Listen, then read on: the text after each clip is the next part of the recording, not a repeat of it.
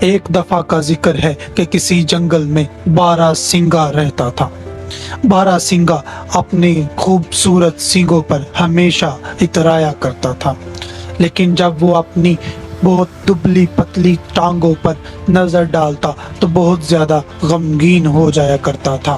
12 سنگا کو ایک دن بہت شدید پیاس لگی اور وہ پانی پینے کے لیے ندی کے کنارے چلا گیا۔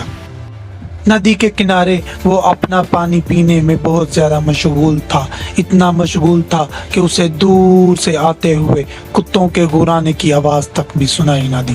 لیکن خیر، ابھی وہ پانی پی ہی رہا تھا کہ اچانک اس کا دھیان کتوں کے آنے والے جھنڈ کی طرف چلا گیا۔ کتے اسے دیکھ کر غورا رہے تھے۔ 12 سنگا بہت زیادہ پریشان ہوا اور خوف کے مارے بھاگنا شروع کر دیا۔ بھاگتے بھاگتے جنگل کے بیچوں بیچ گھنی جھاڑیوں میں جا پہنچا۔ گھنی جھاڑیوں میں گزرتے ہوئے اس کے سینگ ایک گھنی جھاڑی میں پھنس گئے۔ اس نے بہت کوشش کی لیکن وہ اپنے سینگوں کو ان گھنی جھاڑیوں سے چھڑا نہ سکا۔ اتنے میں کتے اس تک پہنچ گئے اور اس کو چیٹ پھاڑ کر ٹکڑے ٹکڑے کر ڈالا۔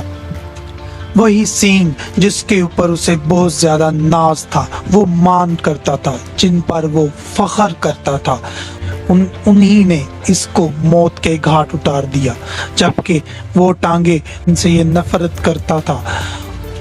انہوں نے اس کی جان بچانے میں بہت اہم کردار ادا کیا اور اسے بھاگنے میں بہت زیادہ مدد دی۔ اس کہانی سے ہمیں کیا سبق ملتا ہے کہ ہر چمکتی چیز سونا نہیں ہوتی۔